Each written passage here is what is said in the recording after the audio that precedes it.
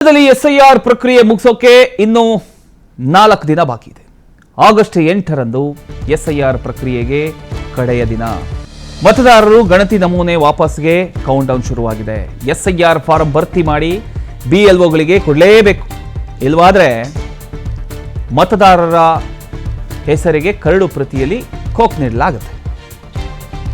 ರಾಜ್ಯದಲ್ಲಿ ವಿಶೇಷ ಮತದಾರರ ಪರಿಶೀಲನೆ ಎಸ್ಐಆರ್ ಪ್ರಕ್ರಿಯೆ ಈಗ ಅಂತಿಮ ಹಂತ ತಲುಪಿದೆ. ಮತದಾರರ ಪಟ್ಟಿಯಲ್ಲಿ ತಮ್ಮ ಹೆಸರು ಮುಂದುವರಿಬೇಕು ಅಂದರೆ ಮತದಾರರು ಇನ್ನು ವಿಳಂಬ ಮಾಡದೆ ಅಗತ್ಯ ಪ್ರಕ್ರಿಯೆ ಪೂರ್ಣಗೊಳಿಸಬೇಕಾದಂಥ ಸಮಯ ಈಗ ಬಂದಿದೆ. ಆಗಸ್ಟ್ 8ರಂದು ಎಸ್ಐಆರ್ ಪ್ರಕ್ರಿಯೆಗೆ ನಿಗದಿಪಡಿಸಿರತಕ್ಕಂಥ ಒಂದು ಕೊನೆಯ ದಿನಾಂಕವಾಗಿದ್ದು ಇನ್ನು ಕೇವಲ 4 ದಿನಗಳು ಮಾತ್ರ ಉಳ್ಕೊಂಡಿದೆ.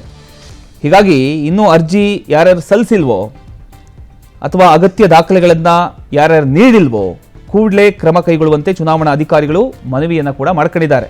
ಆದಷ್ಟು ಬೇಗ ನೀವು ಮಾಡಲಿಲ್ಲ ಅಂದರೆ ತಕ್ಷಣ ಮಾಡಿಸ್ಕೊಂಬಿಡಿ.